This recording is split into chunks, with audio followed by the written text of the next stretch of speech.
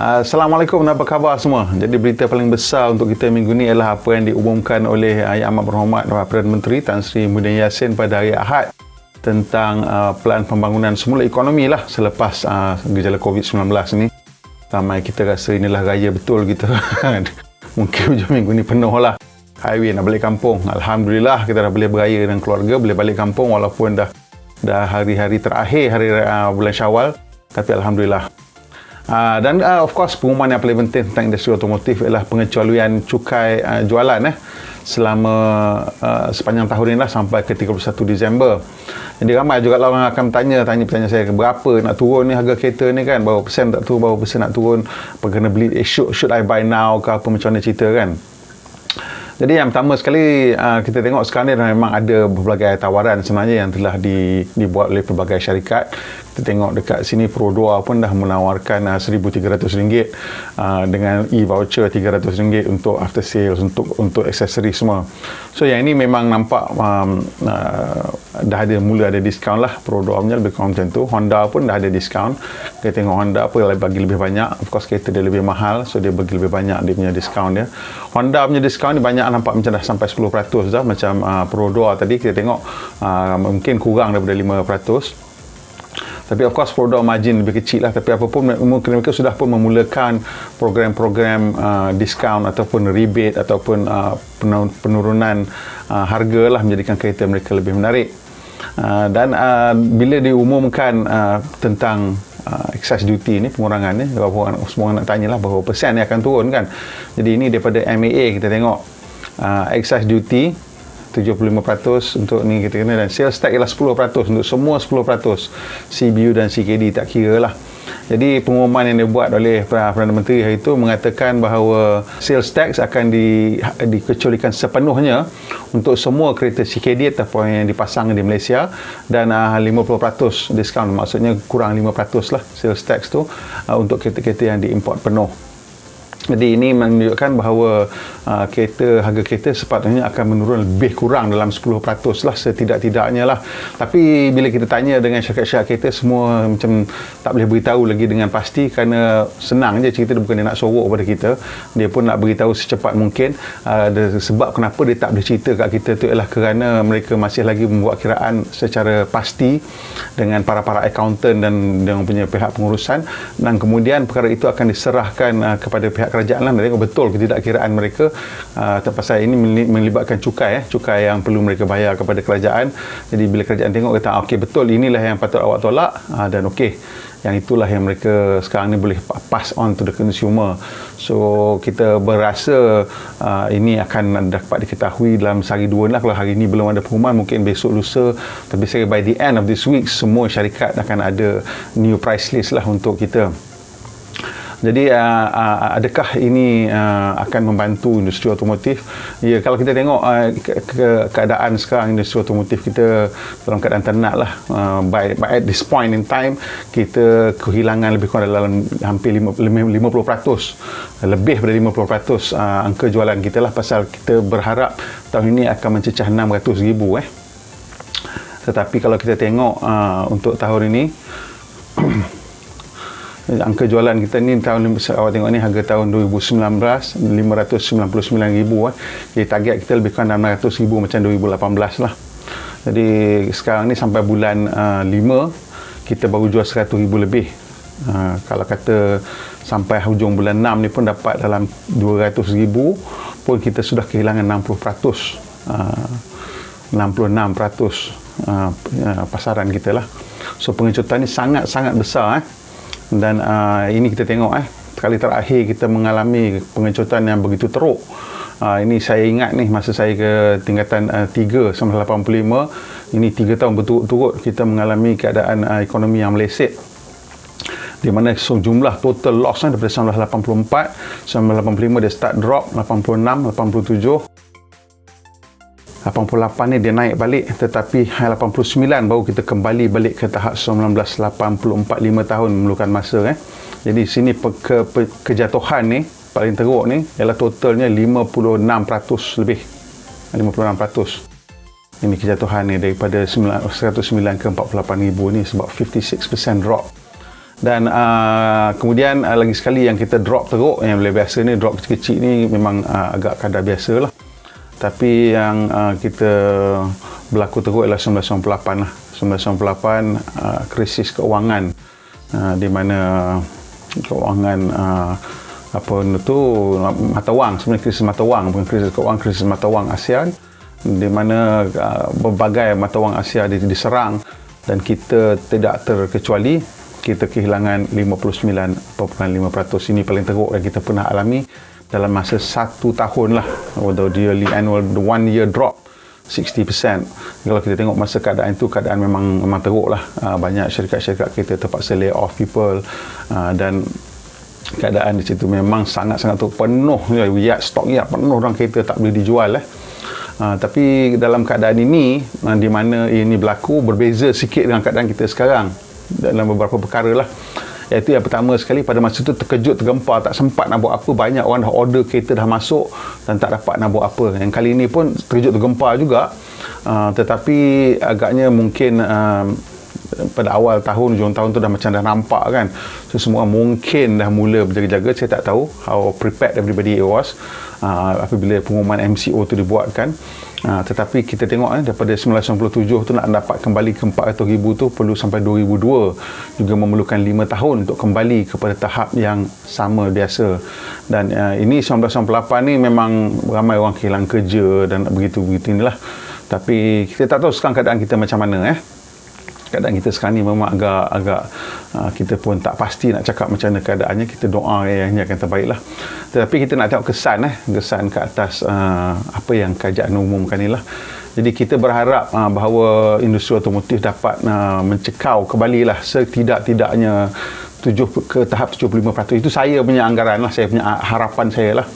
Lebih kurang 400 hingga 450,000 tu saya rasa susah, tapi the industry will survive leaner and fitter lah. Kalau teruk daripada tu, dan memang akan jadi sakit. Dia akan use shed workforce yang susah nanti kita nak claim balik. Kalau setakat kita lose 25% of the market volume, saya rasa semua orang boleh ikat perut lah. Kita tak payah buang pekerja, tapi kena ikat perut, dan kita boleh maintain a usable workforce untuk recovery balik. Ini yang berlaku pada 1998. Kalau kita ingat kembali, pada masa tu Proton semua kehilangan 70% lebih dia punya angka jualannya masa permulaan tu. Dan yang bagusnya pada masa tu disebabkan mereka mempunyai kedudukan kewangan yang bagus, mereka tidak perlu membuang pekerja. Kalau ada buang pun minimal lah, yang mana yang retire ke atau memang nak berhenti. Jadi dengan sebab itu mereka tidak perlu memerlukan masa yang banyak untuk recover. Jadi orang boleh immediately within 6 to 9 months tu dia dah nampak the sales beginning to pick up balik. So dia ada orang untuk sambung kerja di kilang dan membetulkan keadaan lah. Jadi kita harap benda tu akan jadi macam itulah, tidaklah begitu teruk dia punya loss dia. Dan kalau kita tengok 98 punya case ni, although the drop is 59%, but the next year tu dia punya rebound tu balik kira agak bagus lah, kepada 76%. So daripada dia orang dapat balik in 1999 tu almost 75% balik volume. So kita nampak keadaan ni memang this is quite a nightmare situation lah. Tapi kita rasa mungkin it will be like this lah, dia punya recovery dia tu.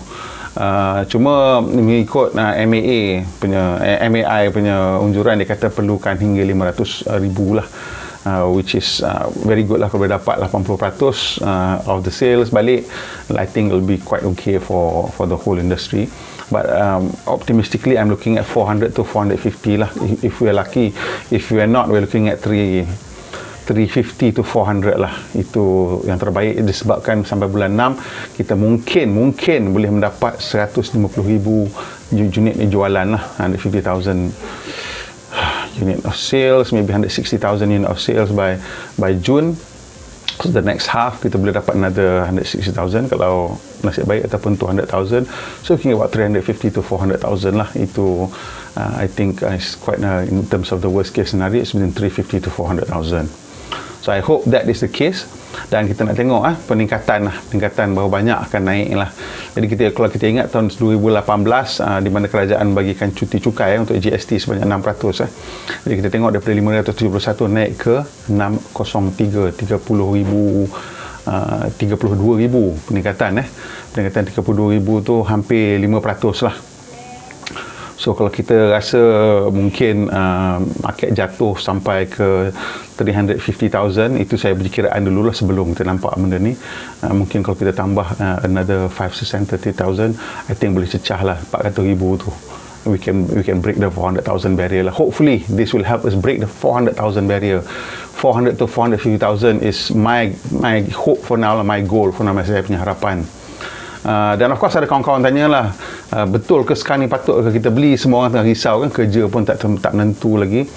Itu betul, kita faham kerisauan tentang kerja, tetapi penjimatan yang keterlaluan pada masa sekarang ni juga mungkin akan menyebabkan masalah dengan ekonomi. Itulah sebab kenapa kerajaan menawarkan diskaun ini, pasal nak encourage kita pergi beli barang lah, walaupun kita rasa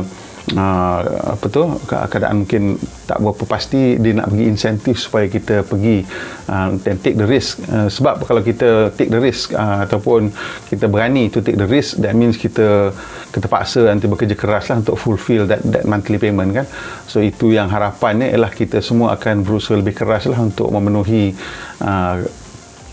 kita punya spending requirements lah. Memang keadaan saya akan menjadi mencabar juga tahun ni, pasal ekonomi dunia. Kalau hari itu 1998 tu ASEAN sahaja, Asian sahaja, that means Asia we can still export. Pasal kita sebuah negara perdagangan antarabangsa and we are a big exporter, we are in the top 20 if I'm not mistaken in terms of world trading nation. So masa 1998 tu kita masih lagi boleh ekspor kita punya barang-barang kita ke Eropah dan Amerika Syarikat. Kali ni kita tak pasti, pasal nampak macam ekonomi dunia juga akan merudum, dan some of the economists yang global economists kata this could be as bad as the 1920s punya Great Depression. Kita berharap tak sebegitu teruk begitu, because perbezaannya 1920-an dengan sekarang ialah teknologi lah, dan juga the ability for goods to move fast dan information to move faster. Jadi bila maklumat dan availability of goods and markets can be moved or can be created a lot faster, we are hoping for a faster recovery from that lah. That is why juga kita tengok kerajaan juga memberikan insentif untuk ekonomi ataupun bisnes atas talian. Jadi kita semua sekarang kena berubah cara kita berfikir dan cara kita bekerja. Kita kena cari macam mana cara untuk menjana ekonomi atas talian ataupun online ekonomi. Saya pun sekarang tengah mencari apa-apa yang kita boleh lakukan atas online lah, sama ada secara perkhidmatan ataupun penjualan barang-barang. Di situ saya mengajak lah, kalau rasa-rasa macam separa confident tu, try tengoklah kod-kod. Berani nak commit pada kereta baru, commit lah pada kereta baru. Kalau perlulah, kalau tak perlu janganlah, kalau kita pun nak kena berjaga-jaga juga. Tapi kalau kita dah memang perlu, try lah. Kalau boleh commit lah, tak payahlah nak simpan lagi another year ke, pasal mungkin boleh membantu. Dan kita tak tahu jugalah, mungkin kalau kita rasa okey boleh ni kita punya job in the future, kita boleh dapat more work ke apa, kita teruskan lah. Itu berita paling besar kita minggu ni. Dan yang keduanya ni berita tentang kereta polis. Honda menyerahkan 425 unit Honda Civic 1.8 sebagai kereta peronda polis, dan ini satu perubahan yang besar lah kepada fleet kereta polis negara yang selama ini kita tengok sepanjang wujudnya Proton, tak pernah nampak kereta lain daripada Proton dan Pro 2 lah. Pro 2 untuk peronda dalam bandar, dan juga polis bantuan banyak pakai Pro 2, tetapi sekarang dah digantikan lah semua yang Persona, Preve, Wajah semua dah ditukar, diganti dengan Civic 1.8. Ini akan memberikan, diharapkan akan membantulah untuk memberikan lebih keselesaan kepada pihak polis, lebih prestasi dan juga lebih ketahanan lah. Kita harap kereta-kereta ni lebih tahan dan lebih lasak dan lebih menjimatkan in the long run. That's what we hope lah. Tahniah kepada Honda, dan juga cantik juga kereta baru ni. So congratulations to the Malaysian Police Department. Seterusnya ini ada satu sikit cerita daripada Thailand. Thailand dapat Toyota Fortuner baru. So ini dia Toyota Fortuner yang memang kita pun ada kat sini, tapi dia dapat satu Fortuner baru yang dipanggil Legender. Ini semua kemaskini lah, tapi yang Legender ni dia punya kemaskini depan tu, grill ni nampak macam grill Lexus. Dia punya spindle grill dia panggil, nampak macam tempat benang tu, spindle grill . So jadi kita tengok Legender ni memang dia punya reka bentuk dia lebih dinamik lah, lebih more edgy macam Toyota punya edge design sekarang is more dramatic lah. Dan kita tengok dari segi perubahan, saya daripada depan ni grill dengan lampu baru ni, lampu ni LED semua ni, dan nampaknya dia juga ada ubah dari segi dia punya bumper design, of course tepi ni dan belakang nampak macam baru lah, lampu baru, bumper tu selalunya dia akan kemas kini barulah. Dan kemudian kita tengok ni betul, ni lampu LED baru, LED tail lamps dan sequential LED, so lampu ni menyalip untuk turut kan, sequential LED turn signal, so lebih bergaya lah. Rim 20 inci, depan tu baru, belakang baru, dan bumbung hitam lah. Kemudian kita tengok interior dia pula, ada pelbagai perubahan juga. Kita dapat speaker tambahan ni, JBL speaker system untuk yang Fortuner yang special edition ni. Kemudian lampu meter Optitron ni rasanya dah memang ada, pedal shifter, dan ada sekarang ambient lighting atau lampu suasana lah. Kemudian ada in-car hotspot, so itu in-car hotspot tu menarik. Ni nampak lampu ambient, lampu suasana, wireless charger dekat bawah ni. Kemudian skrin sesentuh 9 inci, meter Optitron, dan single zone climate control lah. Dan juga biasalah seat two-tone ni kan, nak bagi gaya sikit, ada cruise control dan ni pedal shifter tadi. Folding seat, ini semua saya rasa feature sama je, way power seat, one touch folding, auto dimming mirror, USB port ni biasa, dan tadi macam itulah JBL, dan juga panoramic view monitor. Panoramic view monitor ni memang useful, dan kick activated back door, ini memang satu lagi yang berguna lah. Okey, itu dia untuk Fortuner ni. Jadi kita tak tahu sama ada Fortuner akan datang ke tidak ke Malaysia, Legender ni. Kalau datang, dia akan menjadikan lebih menarik lah pasaran SUV kita. Okey, setakat itu je. Kalau ada apa-apa pengumuman hari ini tentang harga baru kereta setelah dikeluarkan oleh syarikat penjual, kita akan buat quick update lah pada hari ni. So kalau nak tengok quick update tu, tekan butang bell tu, so that bila ada kita upload je, dia akan bring dekat you punya phone lah. Kalau you ada app YouTube kan, hari ni kalau ada update, kita akan buat pendek-pendek lah. Kalau kata Honda keluarkan update harga Pro 2 ke, kita akan terus keluarkan maybe short 2-3 minute punya video just to give you quick update on the latest in terms of car pricing. Kalau tengok sampai sini, saya ucapkan terima kasih. Kalau berguna, suka tekan butang like. Kalau berguna, kongsikan dengan kawan-kawan. Dan kalau belum pernah langgani saluran kita, tekan butang subscribe dan juga tekan butang lonceng supaya dapat maklumat terkini bila kita muat naik video terbaru. Pemandu Malaysia, pemandu yang berhemah. Kita jumpa lagi, insya-Allah.